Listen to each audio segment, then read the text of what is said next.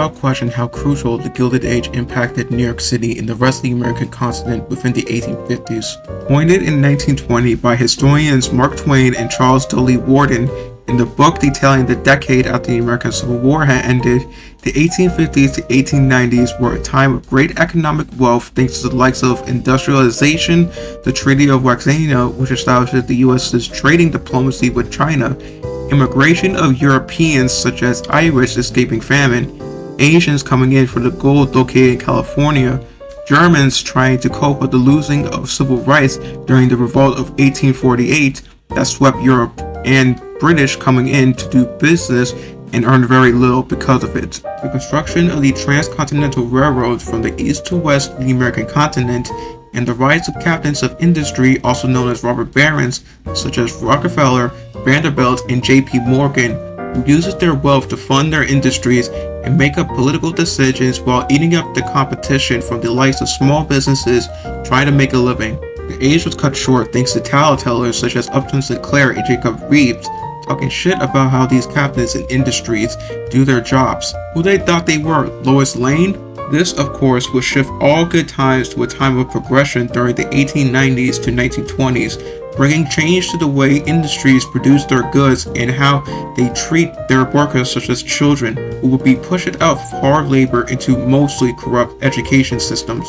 New York City would be the hub for those entering the country through steamships. By the late 1890s, the city's population reached 1 million, the second most populated city behind London, whose residents brought their wealth, culture, and whatever they could to a society that was evolving from agricultural to industrialism and making good progress in doing so. The construction and opening of the Brooklyn Bridge, the longest cable suspension bridge in 1883, further played a role in bringing jobs and people out of crowded neighborhoods in Lower Manhattan to places in Brooklyn. As the influx of immigrants grew during the 1880s, it became clear that traversing 13 miles up north was not possible due to how crowded the streets were and how slow omnibuses were at transporting people due to how many NPCs were walking in the streets. Robert Moses was only a teenager during the 1890s and had yet to segregate residents once he took the role of Secretary of State in New York in 1927, so no FDR. It wasn't until the opening of the London Underground that planners in America began to come up with ways of incorporating elements of underground trains within cities. Then, in 1888, something so big, massive, and scary came to the east of North America. That thing was the Great Blizzard of 1888, with a max snowfall of 58 inches that cut power lines, stopped at elevated trains, and massacred 100 sailors traveling in the Atlantic. A total of 400 people died in places such as downtown Manhattan and the Midwest states, where deaths were primarily children returning from a school day, making it the deadliest blizzard in American history. In the aftermath, after seeing how easy it was for things such as weather to stop in growing cities such as New York, the people and the government concluded that a subway system was needed to mitigate the impact of extreme weather conditions, as well as, most importantly, move people from the docks of Lower Manhattan to places such as Harlem and the Bronx. Between 1868 and 1900, decades before the signing of the Rapid Transit Act of 1894, false starts, politics, and construction would prove challenging for its time. This is the absolute chaos that was building the first subway in New York City. Before the Rapid Transit Act, amended in 1894, attempts were made to create a feasible railroad under the city of New York.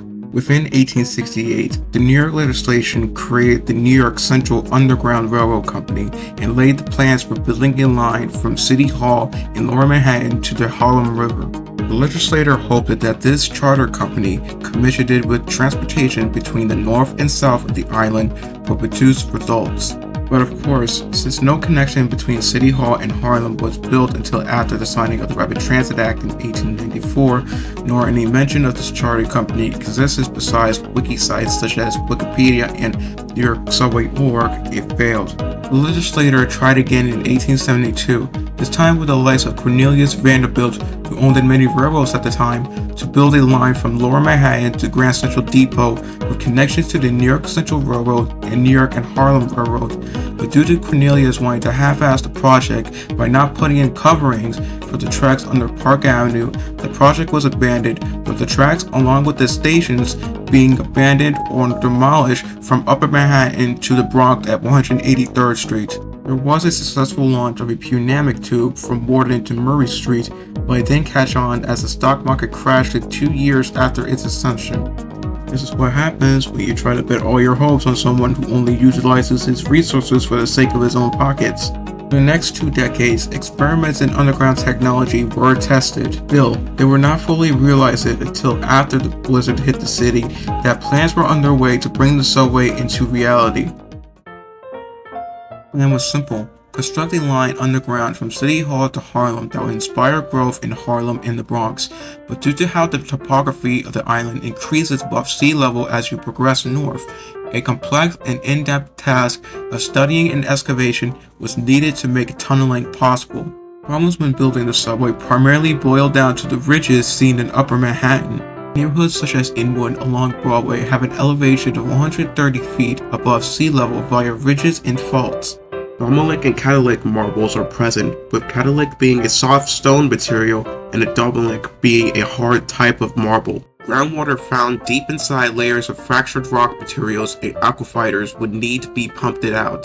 Buildings such as skyscrapers and basements existing before construction will need added support to prevent structural collapses. Pipelines for things such as electricity, water, and steam would need to be placed elsewhere. There's also the issue of bedrock. Bedrocks such as Manhattan Skins, Fordham Ginsis, and Inwood Marble, 3 of the oldest, most common, and durable metamorphic rocks used to lay the foundation of the city's skyscrapers, make tunneling through the ridges and constantly moving faults of Upper Manhattan tedious. In came William Barclay Parsons. Born to a wealthy socialist family in New York City, he was educated overseas in Europe before returning to the States, attending Columbia University in 1790, where he partook in many activities such as establishing the university's newspaper, The Spectre, coaching tug-of-war, and graduating with both bachelors in arts and civic engineering. In 1885, he, along with his brother, established Parsons Brokeroff, now incorporated into WSP Globe as WSP USA, a multinational engineering firm responsible for overseeing planning, strategic constellation, and construction management. Williams' company would have their early works traced back to the construction of the New York City subway and the Cape Cod Canal, built in 1909 and completed in 1916.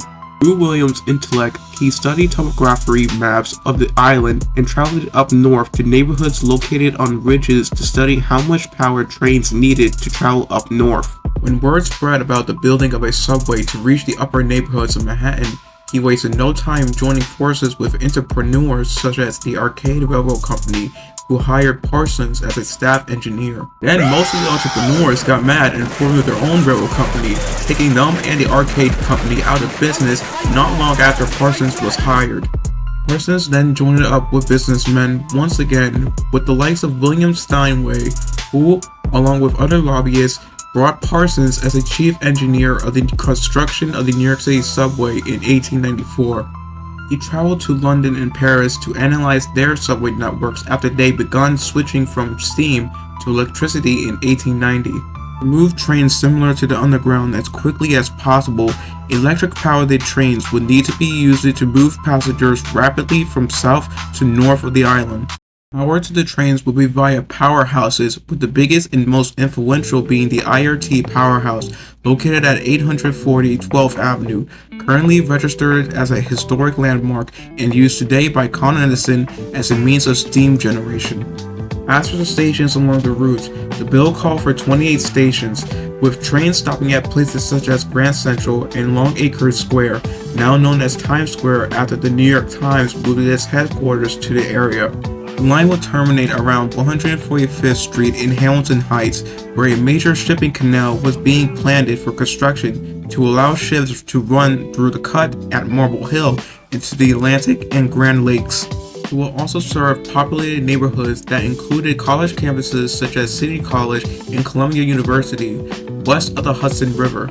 There would also be connections to trains via Grand Central Depot, constructed in 1871, demolished in 1910, and replaced it with the current Grand Central Terminal, completed in 1913. Parsons and his engineers knew speed was a key factor in getting people not only to the upper neighborhoods, but also inspiring them to base their daily commutes on trains that were run more frequently than any other train within the states. The question was then, how do you get to serve people who are traveling up north while serving neighborhoods south in places such as 18th Street? Express trains. Trains with dedicated trackage will allow trains to pass by local neighborhoods in the south and transport people to stations up north. These tracks could also act as layup tracks in case something were to go wrong and a train needed to be put out of service. The stations at which the express trains would stop will allow connections to local trains, which could inspire people to build their communities and businesses close to the station, bringing economic growth to small neighborhoods and possibly creating centers of businesses within those neighborhoods similar to places in Lower Manhattan. The idea of express trains by William and his team was what inspired in other cities to create express routes for subway systems such as the Paris and Philadelphia metros. It goes to show how inspirational the New York subway is even in modern times, and it could be contributed to the minds of Parsons and his construction firm, still influencing today's construction builds worldwide. The stage was set. The idea for how the subway will be built via the cut and cover method was finalized once Parsons and his construction firm were chosen for the construction of New York City's first subway route. Just one problem needed to be addressed. How the hell are you going to finance this project? Money. The thing that makes all things function for the best and worst depending on the outcome. In the case of construction, the city faces the challenge of raising the $35 million capital needed to fund the construction of the line to Harlem, which included the moving of pipelines, tearing out the road, breaking bedrock, labor, upholding existing structures, the protection of monuments such as the one located at Columbus Circle where the line was proposed to run through. Private property owners weren't keen on having their land dug out, nor having presumably loud trains running amok while they slept comfortably in their tenements. These property owners, or NIMBYs, fought vigorously to stop construction, going as far as taking their disapproval to the Supreme Court, which they had to constantly extinguish their pleas of forcing the city's government to cancel the project. They were in that court swiping off pleas faster than a president signing executive orders. This fear was based off concerns about safety and the possibility of bankruptcy, as they had every right to be concerned. This was the biggest financial project in the history of the freaking US. Of course there's going to be skepticism, especially how well known corruption was in places like Tammany Hall, thanks to tweets ring 2 decades earlier. It was well known that bribes were paid between government officials and the political machine, and only because of their patriotism were they ever rewarded money that was extorted by William Boss Tween, the boss of Tammany Hall between the 1850s and 70s. Richard Crocker, the political boss at the time, with the backing of the streetcar companies, opposed the idea. Yet he relished it in the capital that could be earned if a subway were to be born out of this ambition. Tammany Hall's grip on the city's politics gave Boston extra time to finish constructing its subway in 1897, making Boston the first city in America to have a fully operational subway system. They were also responsible for the demise of the Rapid Transit Commission's plans for a subway, which was planned to begin construction in 1894. It almost seems superfluous that a supposed super line could never be realized.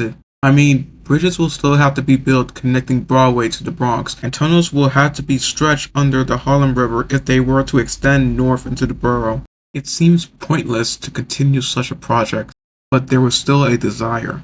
New Yorkers agreed that a subway was necessary if they were ever to decrease the slums in their neighborhoods, as well as push the small population of African Americans from the 5 Points out from Lower Manhattan, which was looking more Irish per day.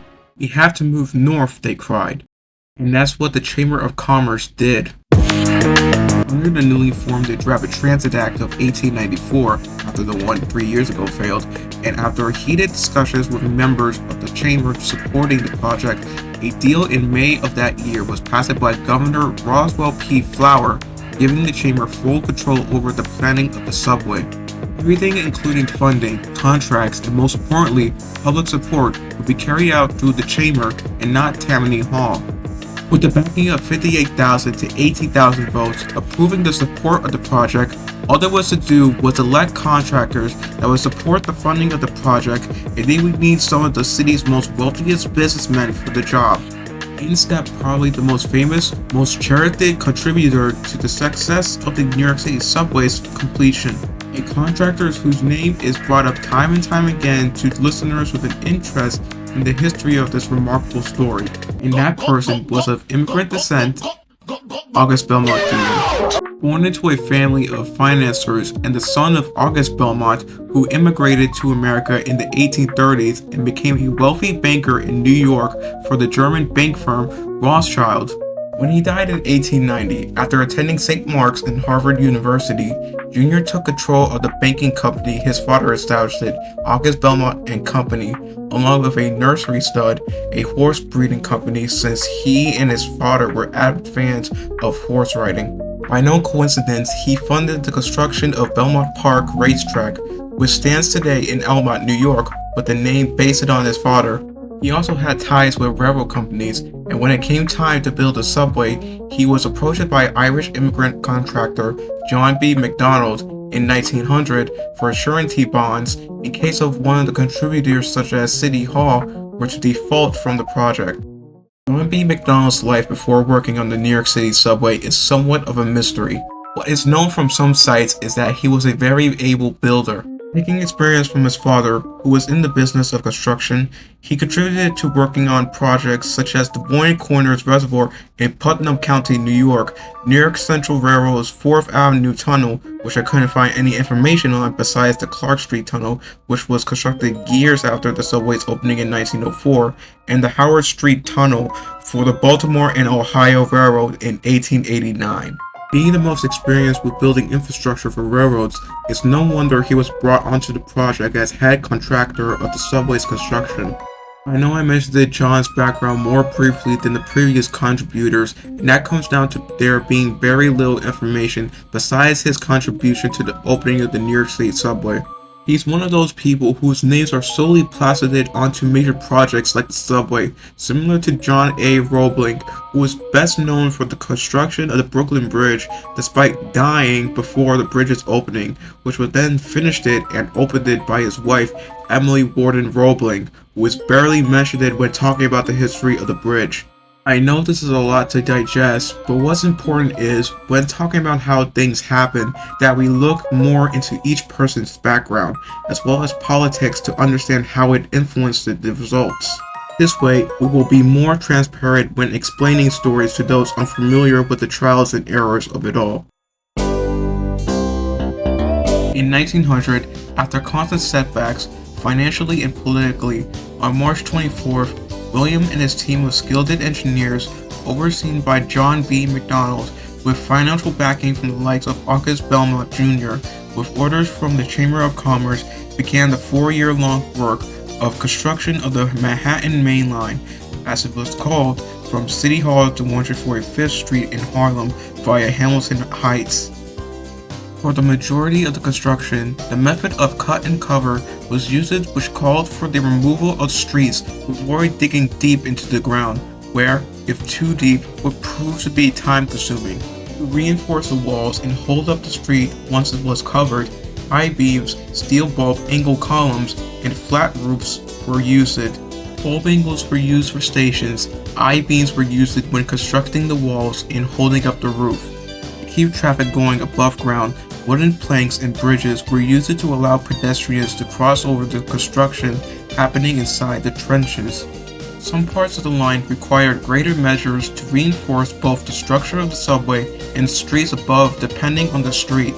For example, when constructing the turn onto the present-day Broadway 7th Avenue line via 42nd between Park and Madison Avenues, the tunnel had to be dug 35 feet deep with a width of 30 feet to the south of 42nd and a roof of 4 feet. Tunnels were then constructed with 50-foot intervals. Within the intervals, a parallel tunnel was constructed to the front and end of the floor-tracked tunnel with the access of the subway to allow workers to encase the tunnel with concrete and add steel columns. Today, the 42nd Street Shuttle runs between Times Square and Grand Central Terminal using the same tunnel as trains on the first line used it to head north of Broadway.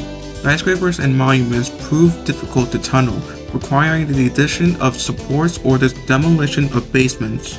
The monument on Columbus Circle required the same method used in the 42nd Street tunnel construction, which was creating a tunnel, then filling it with whatever stone material was necessary for adding steel, or in this case, wooden posts to reinforce the structure from underground. Working within the mine, as workers called it during the project, was the most dangerous as the risk of cave-ins, explosions, and the atmosphere from working deep underground proved it challenging for all 7K plus workers, many of which were unskilled. There were 3 types of workers on the job. The lowest was the unskilled, tasked with clearing out the ground. Second were those who had experience, tasked with overseeing the lower class workers, pouring concrete, and laying down the rails. The top dogs were the ones in charge of carrying out blasts, digging, and the excavation of tunnels. Each tier was paid according to their roles, typically between $2 and $3 or around $65 in today's capital. This doesn't go to say that there weren't incidents. It was a Saturday, October 24th, 1903, 11 p.m. The end of a day's work in the Fort George neighborhood bordered between Inwood and Washington Heights. It had been raining heavily for quite some time, and because of it, time was wasted. The remaining crew, consisting of Italian immigrants and African American laborers led by foreman Timothy Sullivan, who were forced to work around the clock to make up for lost time, regardless of their lack of sleep. Working overtime without a period of sleep was the norm, and William was pressured to have this tunnel that made up the final stretch of the main line completed before its opening sometime next year. The crew of 20 was getting ready to continue blasting into the bedrock. They began by using their picks to tap the sides of the walls and roof to ensure that they were stable. Once thought of as stable, Sylvan gave the go-ahead for them to set off another charge, unaware of the underground spring right above them, and it took the activation of the detonator for disaster to strike.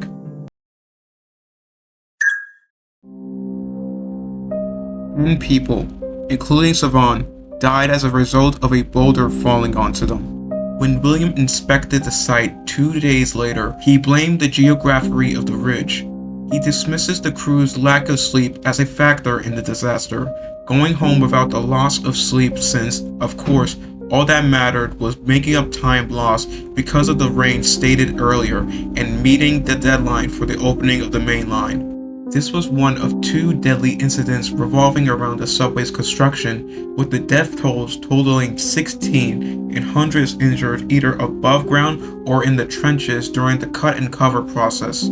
These incidents, primarily caused by negligence, go to show the dangers of constructing a subway, even in modern times where construction work could prove to be the most dangerous if safety precautions aren't put in place, nor are used to prevent disasters like these, as the price can be life-altering for those on the job and back at home.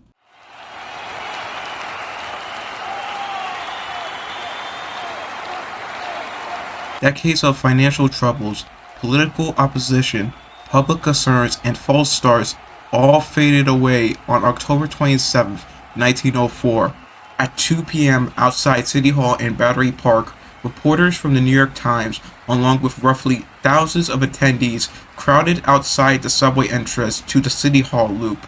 An hour earlier, outside of City Hall, ceremonies were held with speeches from the current mayor at the time, George B. McClellan Jr., William, John McDonald, and August Belmont being given. They will be one of the first passengers to ride the first train, whose equipment was owned by the newly established Interborough Rapid Transit Company, or IRT, which August owned it to operate within the system. All across the island of Manhattan, people gathered at various stops to tour this historic piece of engineering, which wouldn't officially be open to the public until 7 p.m. the same day.